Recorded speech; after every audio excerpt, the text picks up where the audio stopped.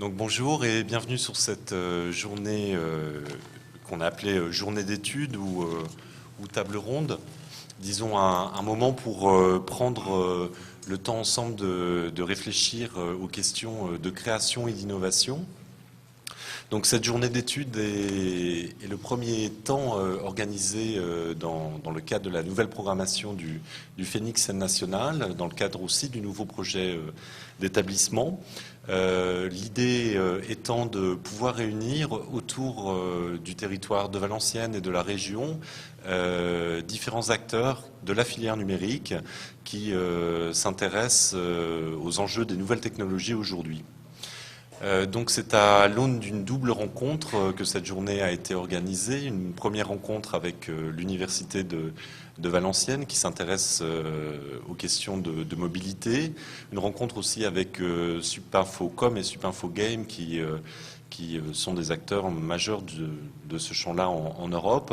Et une rencontre aussi avec une équipe artistique, celle de Célia Houdard et de ses collaborateurs autour du projet Fréquence, projet pour iPhone que nous avons créé cette semaine, qui est une nouvelle application. Donc, en quelques mots, le projet du Phénix repose sur deux valeurs, celle de l'ouverture d'un côté, de l'innovation d'autre part, avec l'idée sur le volet innovation de pouvoir s'intéresser à comment est-ce que les créateurs aujourd'hui aident à redistribuer les ressources, à réagencer les ressources pour permettre à différents acteurs d'un territoire de favoriser l'innovation. C'est la vieille idée de la mise en usage et que les innovations existent avec une mise en usage. Je vous rappelle que la première séance de cinéma, même si l'invention technique existait auparavant, a eu lieu lorsqu'il y a eu des spectateurs et des gens pour la voir, et que le lieu d'un théâtre est justement celui, comme disait Vitesse, de la rencontre des vivants avec les vivants, et que pour technologie que soient les créations aujourd'hui, l'étape de la diffusion, de la mise en public est une étape importante, et je crois que le Phénix est le lieu approprié sur ce territoire pour permettre cette rencontre-là avec les différents publics. Donc ce projet-là, nous l'avons élaboré vraiment dans une logique de cluster, c'est-à-dire de mise en commun des compétences avec les différents acteurs du territoire. Et c'est la première étape de futures collaborations que nous souhaitons fertiles avec l'ensemble des acteurs à Valenciennes et dans la région.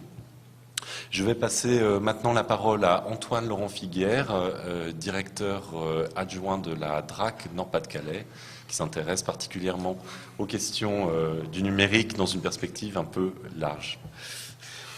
Merci. D'abord, merci à Romaric de m'avoir invité. Et quand je vois les gens qui sont invités, les tables rondes qui arrivent, je me dis que je suis là, moi, largement, avec ma soixantaine bientôt atteinte, un large béotien par rapport à cette nouvelle technologie. Ce que je vois, en tout cas, c'est que la question qui est posée, c'est création, innovation, et j'ai entendu une nouvelle économie.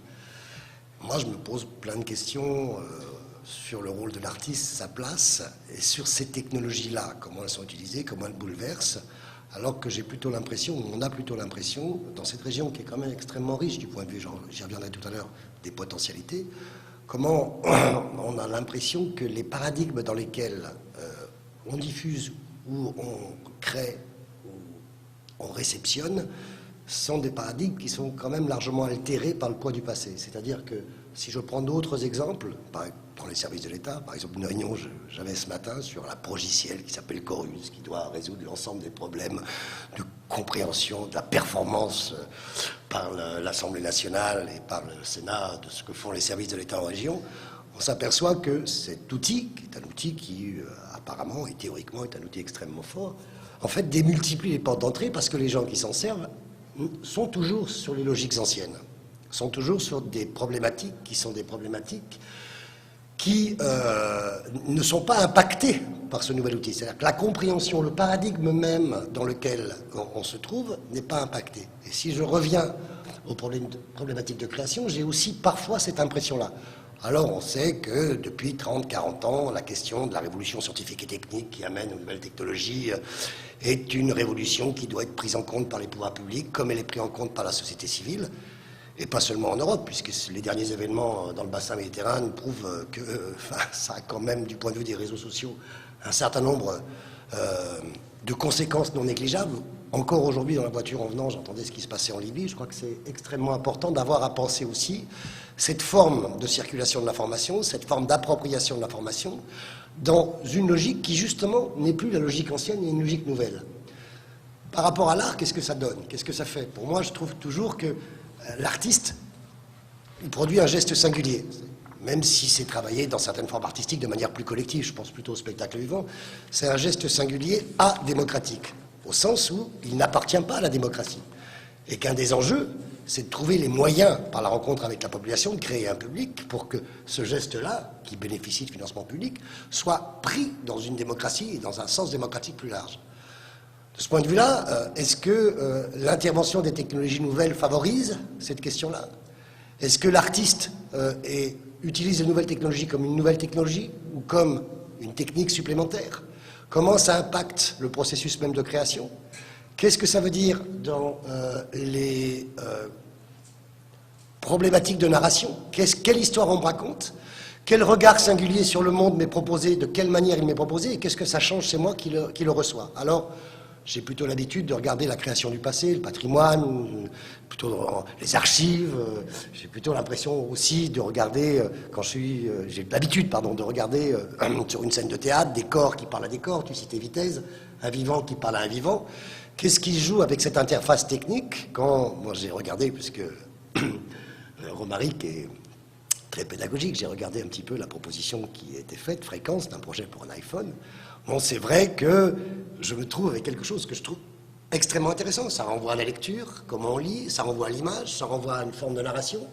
Mais du coup, j'ai un petit objet. Donc, comment moi, je me projette dedans et quelles sensations j'ai physiquement, sensuellement, sensiblement. Donc, toutes ces questions-là, c'est des questions que j'ai envie de vous renvoyer, vous qui êtes plus des spécialistes, qui êtes plus des artistes, qui êtes plus des chercheurs, autour de cette question de la création et des nouvelles technologies, la nouvelle technologie. Ça impacte les supports. C'est vrai que si on regarde le livre, les livres, voilà, ça va passer maintenant sur les tablettes, c'est clair. De la même manière que c'est passé du papyrus au livre. Donc, est-ce qu'on est sur un type de révolution équivalent à la révolution qui a été celle de l'imprimerie? Cette révolution, qu'est-ce qu'elle va avoir comme impact sur la société, sur le corps social dans son ensemble? Comment cet impact-là va pouvoir aussi faire bouger les lignes en termes politiques? Quand je dis termes politiques, c'est organisation de la cité, regard sur le monde. En même temps, quand on parle de nouvelle économie autour des nouvelles technologies, je me pose toujours la question des ressources fossiles. On dit ce sont des choses qui permettront une nouvelle croissance, de nouveaux emplois. Mais quand je regarde la consommation d'eau, par exemple, nécessaire pour un certain nombre de serveurs, les refroidir, etc., quand je regarde ce qu'il faut en métaux rares pour continuer à avoir ces éléments de technologie, je me dis attention aux miroirs déformants, attention à... Voilà, je suis vraiment un béotien, mais j'essaie de me poser cette question-là. Je suis assez sensible à ça. Je trouve que ça permet aussi de dépasser les frontières traditionnelles entre les arts.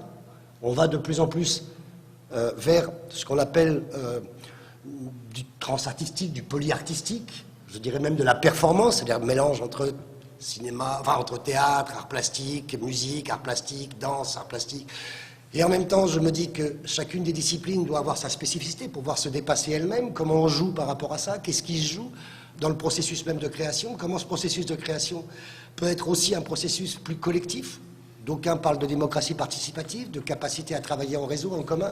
Est-ce que ça impacte aussi la conception qu'on peut avoir de l'artiste par rapport à une société? Est-ce que les artistes professionnels tels qu'ils le sont devenus au XVe, XVIe siècle, à partir du moment où on a payé des gens pour faire ce que d'aucuns ne pouvaient plus faire parce qu'ils étaient trop occupés, est-ce que ça va jouer à l'inverse sur une réappropriation de ce qui est consubstantiel à l'être humain, c'est-à-dire une dimension artistique? Toutes ces questions-là, à mon avis, sont posées et j'espère avoir de votre part des réponses. Je ne veux pas faire trop long parce que Romaric m'avait dit 3 minutes et puis finalement je me laisse emporter par mon questionnement. Je vous remercie. Merci Antoine Laurent. Je passe la parole maintenant à Jean-Marie Flamme, qui est vice-président chargé des finances et du patrimoine de l'Université de Valenciennes et du Hainaut-Cambrésis, qui s'intéresse aussi depuis longue date aux questions d'innovation, qui est sur le territoire depuis 1975. 1980, pardon, excusez-moi. Merci. Merci, Monsieur le Directeur. Je suis particulièrement heureux d'être parmi vous aujourd'hui pour cette journée d'études consacrée à l'innovation et à la création numérique. Et je remercie donc Monsieur le Directeur d'avoir pris l'initiative de cette journée et d'y avoir associé l'université. Je crois que c'est symbolique, mais c'est important. Et il faut savoir que l'université, c'est quand même, l'étymologie est là, c'est quand même universel. Et donc c'est naturellement un lieu de rencontre entre à la fois ce qui est littéraire, artistique, ce qui est scientifique et ce qui est technologique. Et donc dans l'ère actuelle, si vous voulez, il est clair que l'université a un rôle particulier à jouer dans ce cadre-là. Alors l'université, c'est un acteur du territoire, c'est pas le seul, loin de là. On a ici la preuve vivante de cette association entre différents acteurs.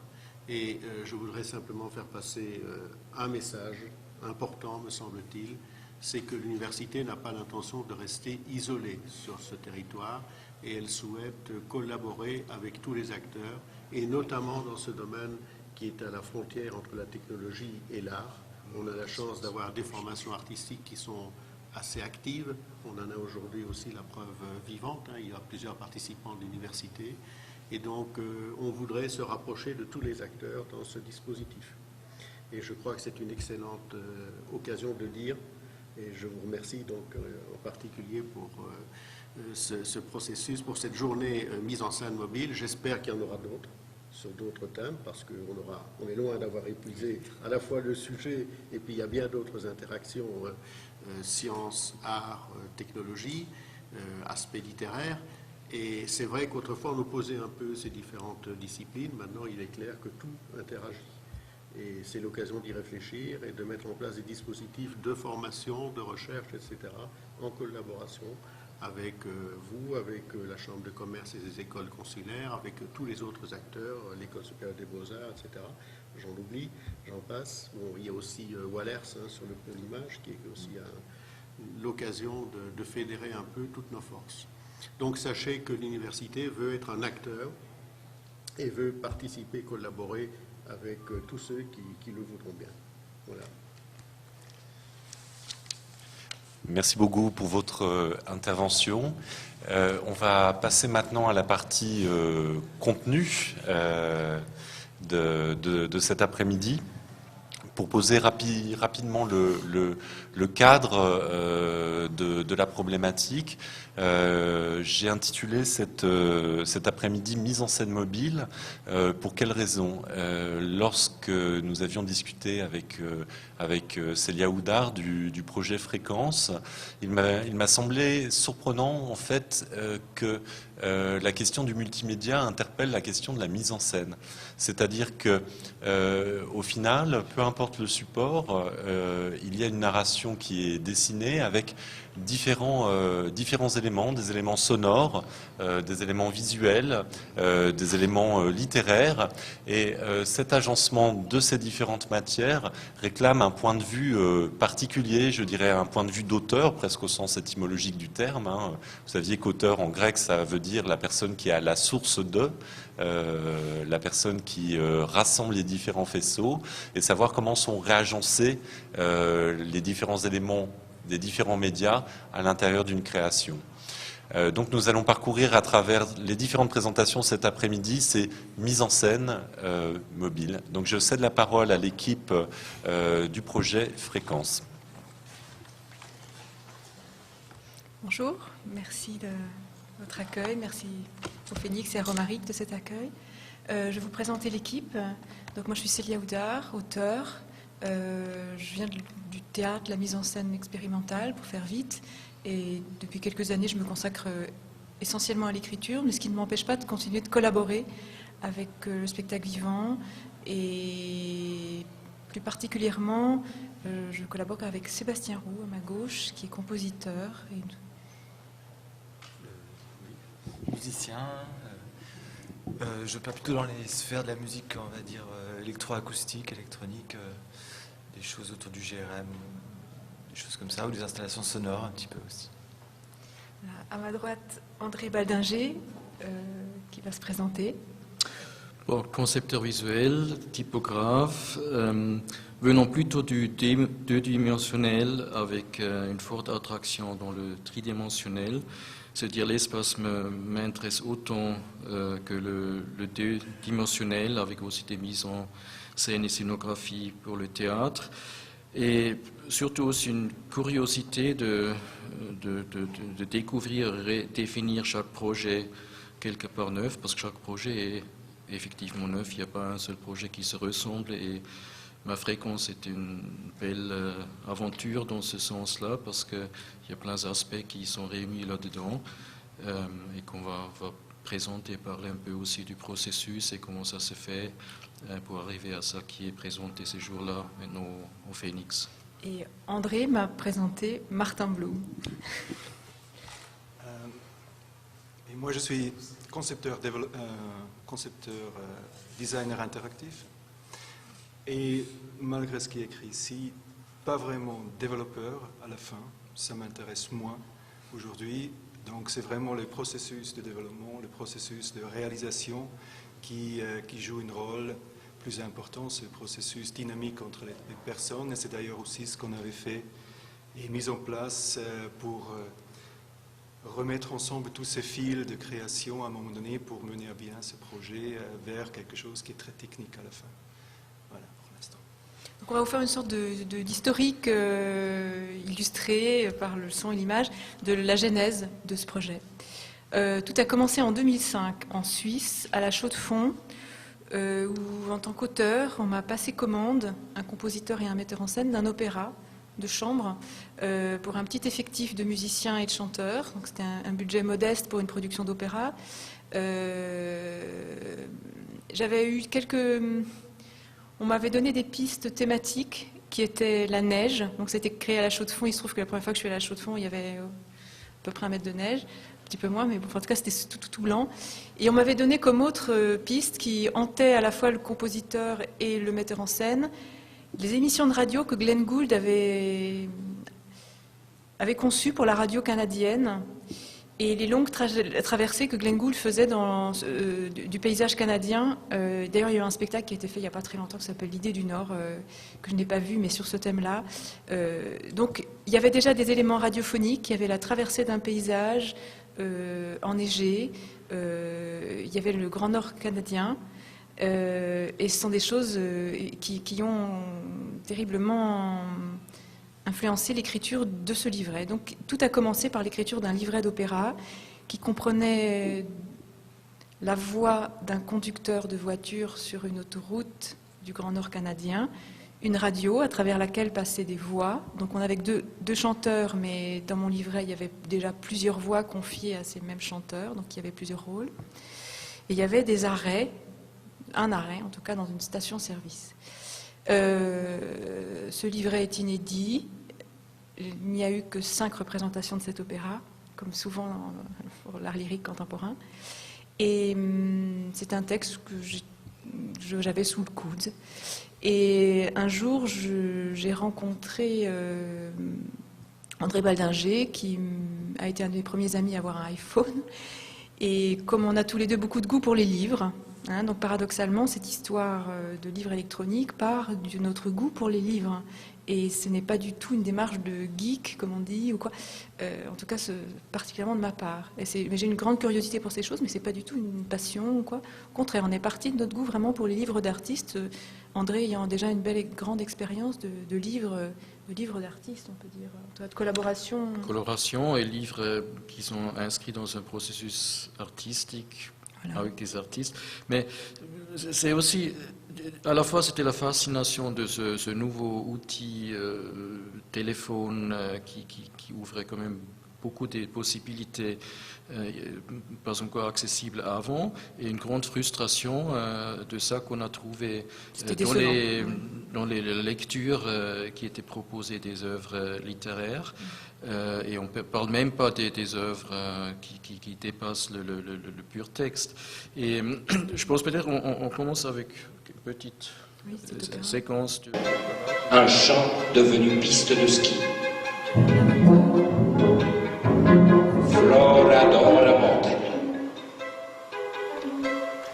des poids lourds, un château d'eau gris. Le comédien récitant qui est suspendu dans les airs et les chanteurs. Quel est ce point dans le ciel? C'est le jingle de la première émission de radio.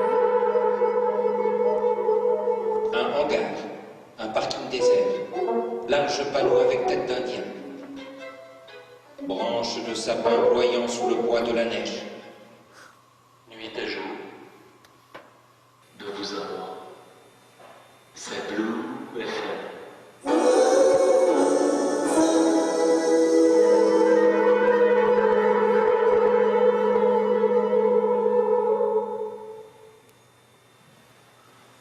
Une nouvelle auditrice, Louise.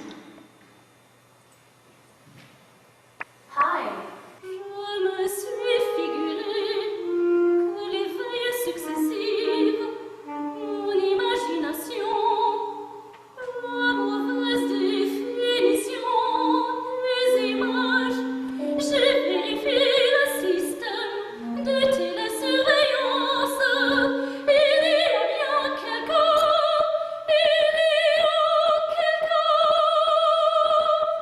Et si l'on vous jouait un tour? Avez-vous retenu cette hypothèse? Des feux rouges clignotants. non, qui me jouerait pareil tour. Un ennemi? Un client qui en voudrait à la compagnie? Étrange, c'est qu'à présent, j'éprouve pour cet homme Une forme de peur. Donc voilà, juste rapidement, donc les éléments qui ont été des choses qui sont évidemment, qui étaient écrits dans le texte et qui ont guidé aussi notre travail. La voix d'un narrateur qui traverse un paysage et qui décrit ce qu'il voit, donc là suspendu. Des voix, comme dans les émissions de Macha autrefois à la radio, des gens qui racontent leur intimité la nuit, j'allais dire par le téléphone et les ondes de la radio. Et puis un arrêt dans une station-service, donc voilà. Et un paysage de neige, des espèces de cristallisation, enfin de voilà le froid qui fait tout cristalliser. Voilà. Alors on est parti de ce livret qui était presque, il y avait quelque chose qui le prédestinait au téléphone puisque c'était un peu une sorte de voix humaine, hein, des voix parlent dans un téléphone pour se faire entendre à travers la radio. Voilà. Et c'était, étant donné aussi mon début de collaboration à l'époque avec Sébastien Roux, autour de pièces sonores, de pièces radiophoniques, ce texte nous semblait un matériau qu'on allait remettre en travail pour ce nouveau projet.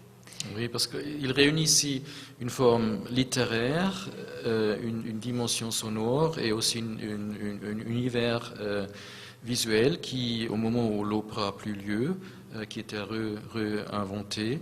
Et une des grandes difficultés ou une des choses qui nous a beaucoup occupés aussi était tout simplement réfléchir à la façon de lecture, parce qu'on n'est plus vraiment dans une lecture simplement linéaire, mais on est dans une lecture parallèle entre le texte, l'univers sonore et iconographique.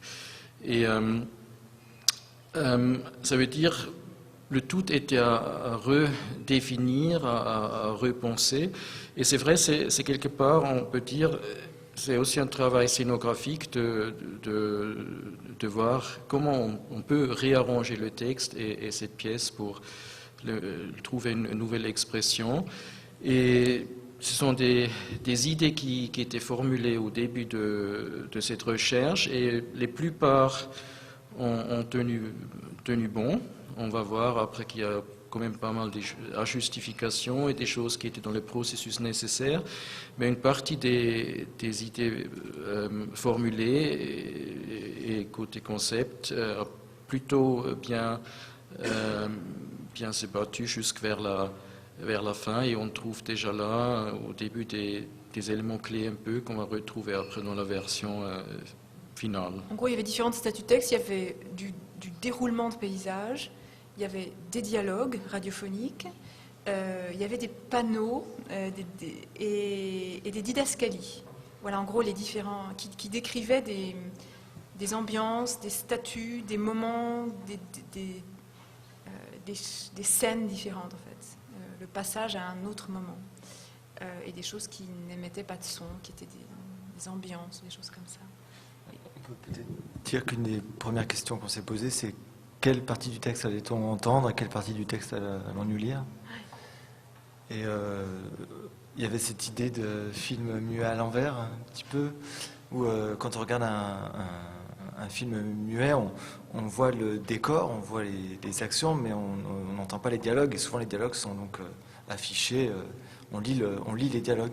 Et là, on s'est dit peut-être on peut faire l'inverse, c'est-à-dire qu'on va lire le paysage et on va entendre les dialogues de radio. Donc c'était un peu un des principes de répartition du texte. Du coup, l'écran soit à peu près l'analogue du pare-brise. Donc cet homme qui traverse un paysage, qui voit défiler ce qui était déjà très descriptif de mon côté, qui était du point de vue, c'est vraiment le point de vue du conducteur, devient le texte défilant derrière l'écran qu'on a tout de suite mis sur un mode paysage. Ça a été assez rapide, ça. Ok. Bon, après, il fallait faire une première maquette pour vérifier un peu purement maintenant visuel comment ça pourrait marcher. Et ce sont vraiment des toutes petites esquisses au début.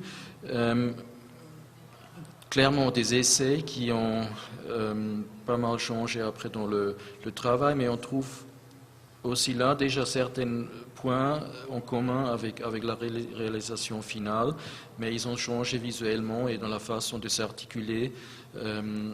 Ils ont fait un chemin là-dedans.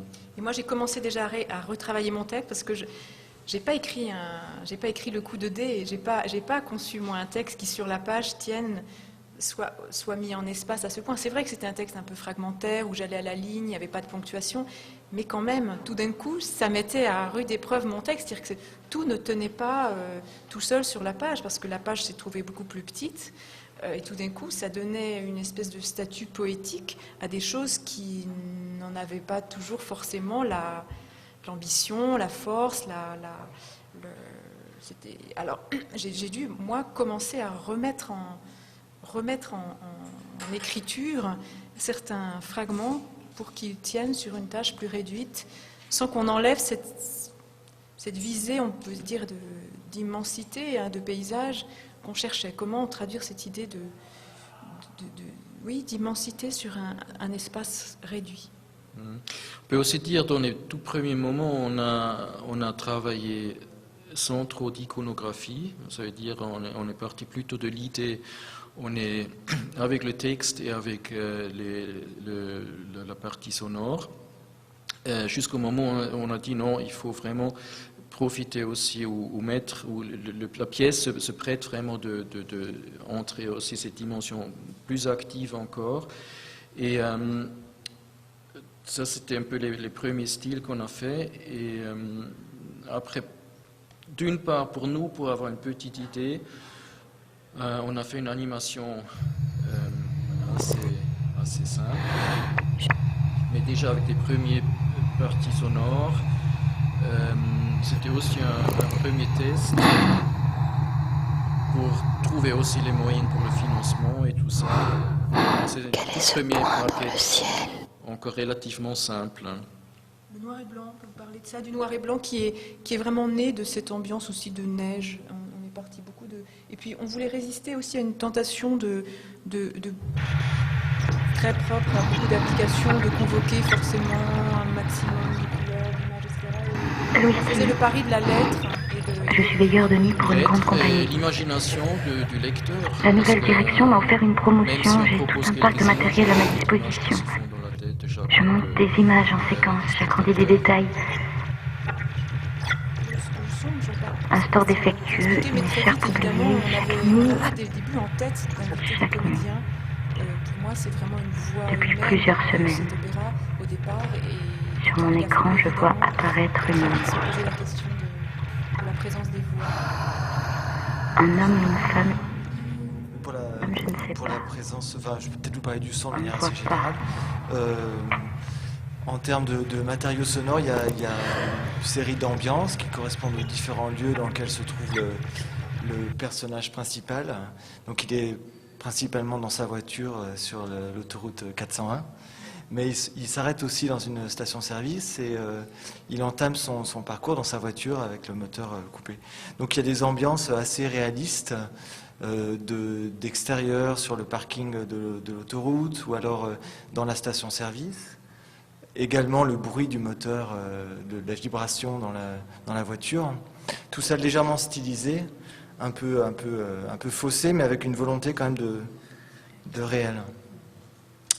Après, il y a les différents personnages, donc il y a ce personnage principal, et il y a les personnes qu'on entend à la radio, donc les journalistes radio et les personnes qui téléphonent à ces journalistes pour leur raconter un fragment de vie, un rêve.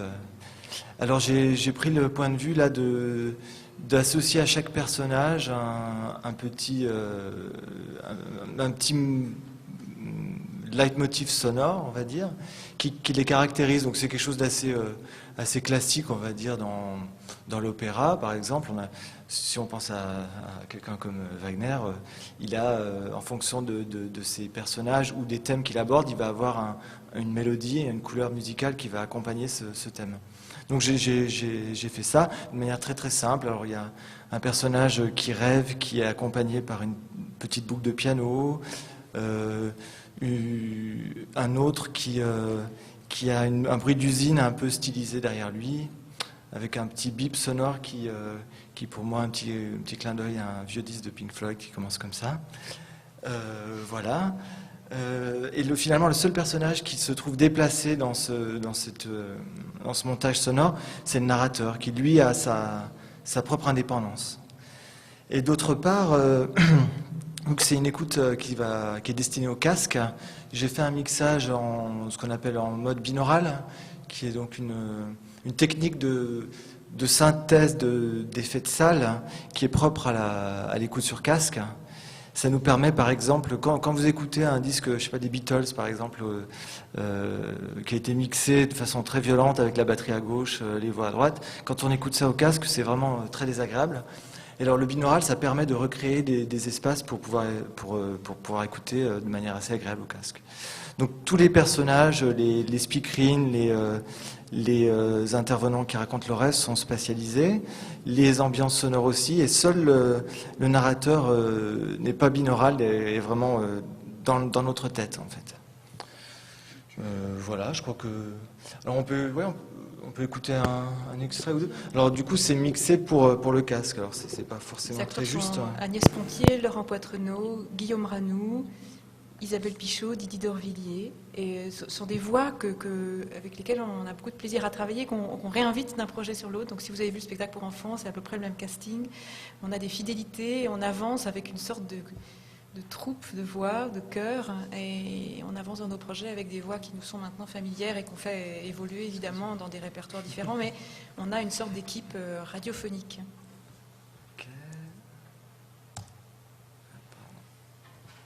Je déplie et replie lentement mon bras engourdi. Je vais vous mettre ça au début. Il y a de la réverb ici. Je déplie et replie lentement mon bras engourdi pour en chasser les fourmis.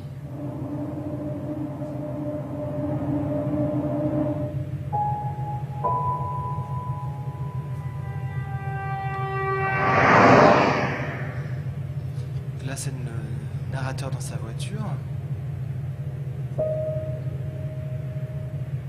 Qu'est-ce qu'on peut écouter ? Alors, je vais vous faire écouter une émission de radio, donc la deuxième. Ben B de Toronto. Ben B. C'est à vous. C'est un rêve. J'ai fait ce rêve la nuit passée. Nous vous écoutons. Je suis aiguilleur du ciel. Seul, au dernier étage d'une tour. Nous vous écoutons. Il y a du brouillard. Température, pression, identification des vols, densité du trafic. Plus aucune information. Nous vous écoutons. Ottawa, Newark, alors plus aucun correspondant. Voilà, on peut peut-être aussi juste dire qu'il y a il y a quelques zones d'interactivité dans l'écran. Oui, c'est peut-être pour ça que je suis juste là sur cet écran-là. Aujourd'hui, disons, les possibilités techniques, pratiquement tout est possible. Alors on peut animer et faire une chose interactive à l'infini, et au même moment, on a se posé la question, est-ce que ça fait vraiment sens et où ça devient intéressant de le faire maintenant très précisément dans cette pièce. Alors on a vraiment décidé d'être assez précis avec ces éléments, ou même très précis, de le situer et de dire là on a vraiment envie d'ouvrir une fenêtre pour le spectateur et il peut le découvrir, il peut le déclencher et élargir avec ça l'univers qu'il est déjà en train d'expérimenter. On a aussi des éléments où on lui force, où on lui subit d'être attentif et de suivre ça qu'on lui propose, le dialogue, surtout les dialogues, parce que ça sera autrement si on les coupe.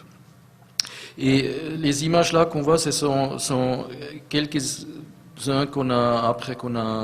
avec cette première expérience, on a commencé à retravailler parce qu'on s'est rendu compte que comme ça c'est pas encore ils n'ont pas encore trouvé leur forme idéale. Et c'est peut-être là où beaucoup de travail a vraiment commencé, parce que c'est la première fois on s'est rendu compte qu'est-ce qui marche et qu'est-ce qui marche pas vraiment. Et c'était absolument essentiel de passer par cette première maquette avec le son intégré, à cette stade encore d'une manière assez primitive, disons, mais absolument suffisant pour nos besoins.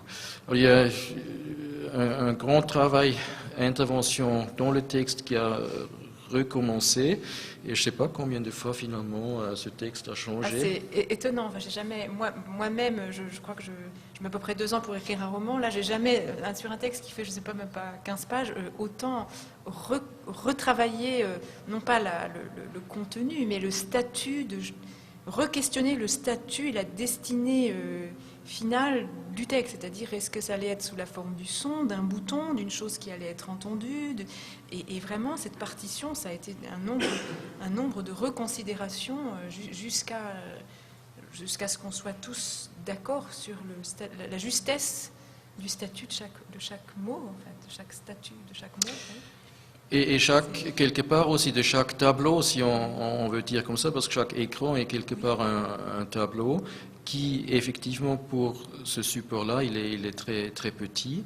Et ça a été aussi des fois un peu un casse-tête, et ça a aussi nécessité des réécritures. On n'est pas loin d'un scénario, de l'écriture d'un scénario. J'ai eu entre les mains ces dernières années des scénarios, et on se dirigeait doucement vers quelque chose qui ressemblait beaucoup à un scénario. Peut-être Martin a quelque chose à dire sur justement oui, en fait, le support. Moi je crois on se place ici dans un contexte multimédia, un contexte avec énormément d'attentes, de développement et de hype, ce mot, c'est quelque chose qui bouge dans tous les sens. Et je crois finalement le produit la décision est très délibérée, que ce soit un produit qui est très linéaire en fin de compte. Ce n'est pas quelque chose qui devient un jeu. Et je crois que c'est ça finalement. Il n'y a par exemple pas des moments d'interaction qui conditionnellement nous mènent complètement ailleurs. Et c'est vraiment un choix, c'est voulu, dans un monde où il y a toujours cette question de gadget. Et on a été confronté très très souvent à cette question-là. Pourquoi la géolocalisation, toutes ces choses-là. Dès qu'on parle d'un projet multimédia aujourd'hui, on est confronté à cette question-là. Et non, en fait, pour nous, la réponse, c'est un produit qui prend un certain nombre de choses multimédia, qui les remet ensemble. C'est une création. La création est plus ou moins linéaire. Il y a un temps parfois qui est donné. On ne peut pas choisir le temps. Parfois, on peut avancer selon ses propres guises. Et donc, c'est quelque chose qui est conçu autant qu'objet objet entier, avec peut-être les mêmes ambition, comme un livre, comme un théâtre, comme quelque chose qui n'a rien à voir avec le multimédia a priori. Donc je crois que c'est assez important de le placer aussi dans un nomade, cet après-midi nomade. Oui, voilà, c'est juste, on a délibérément, je présentais ce projet à la Drac Théâtre et en disant que voilà, on a choisi délibérément de travailler dans la petite salle et on n'utilise pas tous les projecteurs. Voilà, il y a quelque chose de cet ordre. Non pas que ce soit quelque chose de minimal, je ne sais pas si c'est vraiment le mot juste, mais en tout cas, on a passé du temps avec certaines options et on n'a pas cherché à les convoquer toutes simultanément dans une surenchère comme on peut le sentir parfois en ce moment. C'était une chose très, très assumée, très délibérée. Et voilà. Il y a aussi dans ce même sens, excuse-moi, je crois à un moment donné, donc, le projet avait une certaine idée, et je crois aussi pour réagir à quelque chose qui était dit tout à l'heure par M. Drac. Non, hein, c'est ça? Non, je me suis trompé. Non, par exemple, il y avait, à un moment donné, c'est venu vers moi ce projet aussi. Ils sont venus vers moi et l'idée c'est que je prends la responsabilité pour mener à bien pour accompagner ce processus pour que ça devienne vraiment quelque chose sur une plateforme très technique. Et nous, on a mis en place tout de suite justement des plateformes de collaboration en ligne. C'est un truc très particulier qui s'appelle Basecamp, que certains connaissent peut-être, qui est vraiment quelque chose qui est très mûr, qui marche très bien. Je crois, donc, le processus de mettre en place cela, l'interaction, aussi des prototypages, quel prototype on a besoin pour vérifier à un moment donné qu'est-ce qui se passe avec ces interactions qu'il y a quand même. Donc, je crois que ce processus-là est très très important entre la conception d'idées, la conception artistique et les projets finalement pour aller jusqu'à STK, iPhone. C'est quasiment la dernière étape. À un moment donné, on peut dire, voilà, maintenant c'est ça qu'on veut, les conceptions de programmation, de technologie, ils sont prises. Maintenant, on peut montrer des prototypes qui sont très clairs et on peut les traduire. La dernière étape, on sait tout ce qu'on veut, on le réalise en STK, iPhone. Voilà, donc ce processus-là, je crois, il est souvent dans ces projets-là sous-estimé, ou je crois on l'a assez soigné dans ce sens. Ça, on peut vraiment dire le projet a une certaine complexité vraiment aussi dans sa nature. Mais comme avec tous les autres projets, c'est la même chose. Il faut vraiment le suivre jusqu'au dernier bout et être exigeant jusqu'au dernier moment pour essayer de le sortir comme on a vraiment imaginé et pas se livrer à une sorte de fatalité, de dire ça marche pas comme ça, mais trouver des solutions. Et c'était aussi quelque chose qu'on peut dire, je crois pour chacun de nous, c'était un projet où chacun est arrivé avec ses compétences et avec son savoir et son expérience. Et on a tous aussi de nouveau réappris certaines choses, fait des nouvelles expériences qui étaient peut-être aussi un point qui était très enrichissant pour nous. Et ça, ce sont les dernières planches du projet réalisé. On ne va pas vous le jouer ici parce qu'il est en jeu en haut.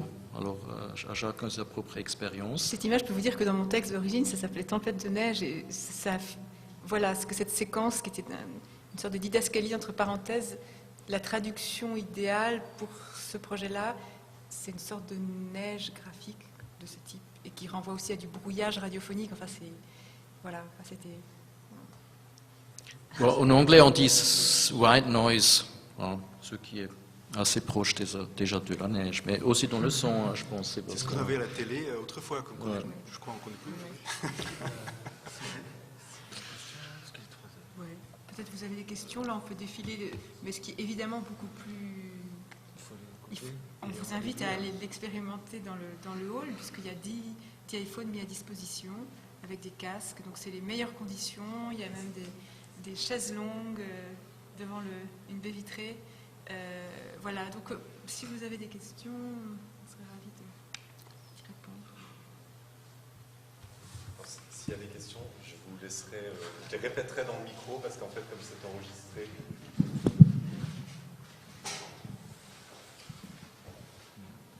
S'il y a des questions...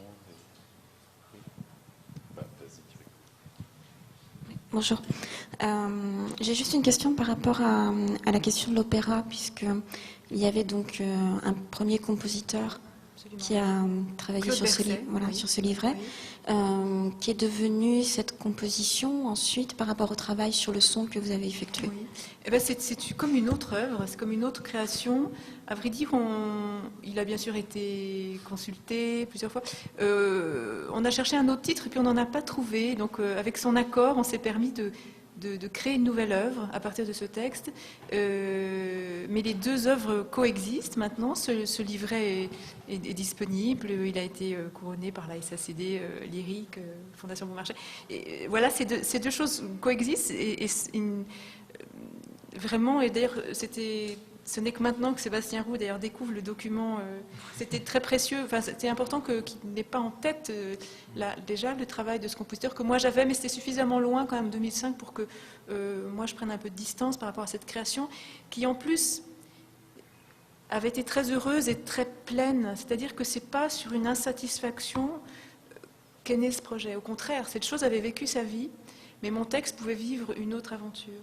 Et c'est ça qui était assez passionnant aussi pour moi, c'est de remettre en mouvement un texte. Bon, outre les coupes, j'ai réécrit des choses, mais c'est vraiment comme une autre aventure qui n'est plus de l'ordre du spectacle vivant ni de l'opéra, mais qui évidemment est une collaboration avec un autre compositeur.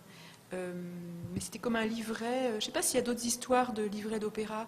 En tout cas, vous savez qu'il y a des grands motifs opératiques qui ont été traités par différents compositeurs. Je n'ai pas là exactement en tête, mais voilà, comme des fables qui ont été traitées. J'aimerais bien avoir un exemple sous la main, mais ça viendra. Pardon ? Don Juan, oui, mais j'allais dire même au sein de l'opéra. Je crois qu'il y a souvent comme ça des fables. Bon, le librettiste chaque fois écrit une chose différente, mais voilà, ce serait comme un canevas commun après de la rencontre avec un nouveau compositeur surgit une œuvre d'un tout autre ordre. Et sur l'envie, quand vous avez repensé à ce texte, vous avez tout de suite envie de cette forme pour un espace? Ah non, c'est lié d'abord de conversation avec André. Je repose la question pour l'enregistrement. Est-ce que pour ce texte, vous aviez déjà cette envie de support iPhone, c'est ça?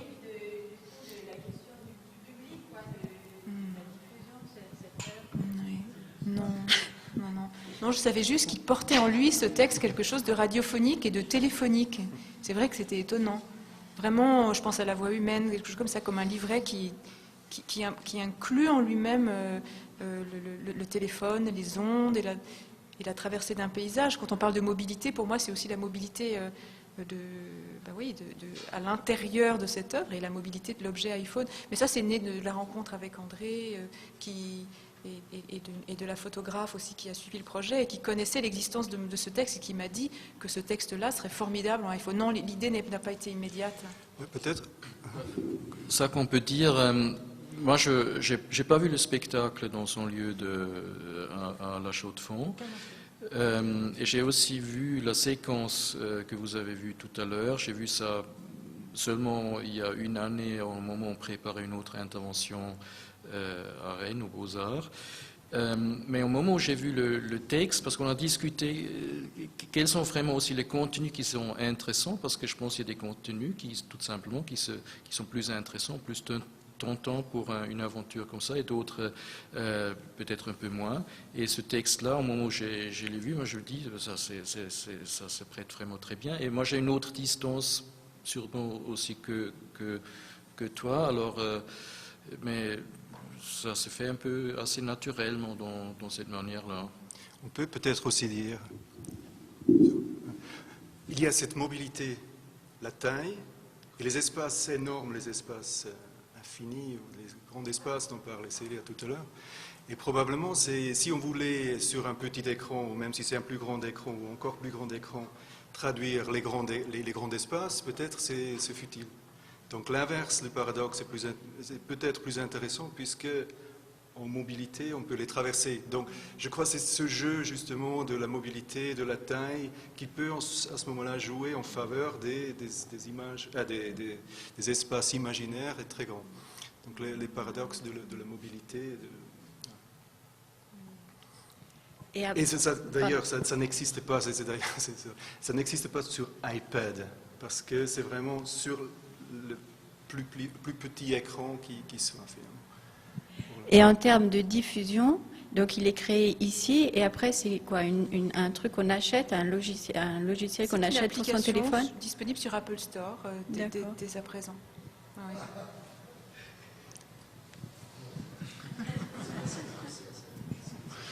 Peut-être ce serait intéressant de dire un mot de la commercialisation et de aussi les étapes qu'il a fallu franchir pour arriver dans cet univers étrange d'Apple, justement.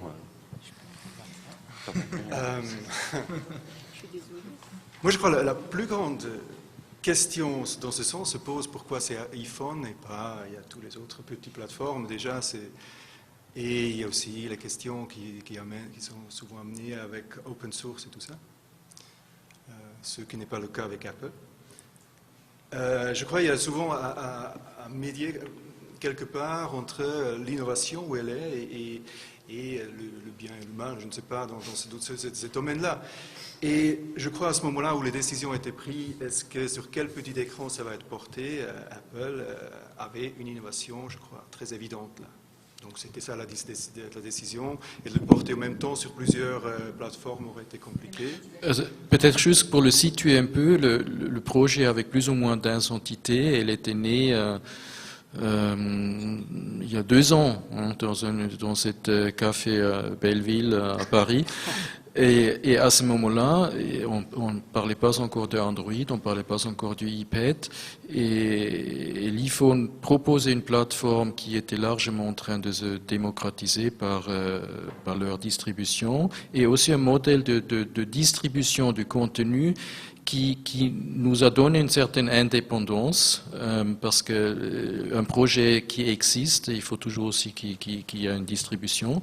Et ce modèle de Apple était vraiment très très facile, accessible pour tout le monde. Et ça, c'était aussi quelque chose pour nous qui a donné un peu la décision dans ce sens-là. L'écosystème est devenu, et encore très, très grand et très actif, quoi. Ça c'est une sorte de démocratisation aussi. Et donc on a travaillé avec un développeur, donc il n'est pas là, mais qui est comme un prestataire. Donc finalement, à la fin, il y avait ce côté SDK, voilà, le software development qui est de Apple, qu'il fallait traduire tous les pré-maquettes, tous les prototypages en langage de cette SDK. Et la production ressemble un petit peu à nos histoires, à qui nous sommes, c'est-à-dire qu'il y a à la fois donc Romaric, directeur d'une scène nationale, mon éditeur, Paul Chatowski-Lorenz, un centre de création musicale, la Muse en circuit, qui, j'oublie, et des subventionnements de l'État destinés aux multimédias, comme le dit Créam, et voilà, j'oublie rien. Et il a une bourse, ah oui, c'est assez étonnant, une bourse Orange d'un nouveau type qui associe la SACD et Orange. Donc on a été les premiers lauréats de la première année de cette bourse Orange SACD. Voilà, on tenait à ce que ce soit très peu cher. Qu'est-ce qu'on peut dire d'autre? Voilà. Pour la question plus précisément, en fait, c'est pas tellement compliqué. Il y a beaucoup de processus c'est justement là où c'était assez intéressant pour nous. On arrivait à amener ça dans cet écosystème, et aujourd'hui, c'est acheté. Le seul composant un peu compliqué, on avait l'impératif du 15 février, là, que ce soit sur l'Apple Store. Apple ne donne pas vraiment des délais précis pour l'accepter sur Apple Store.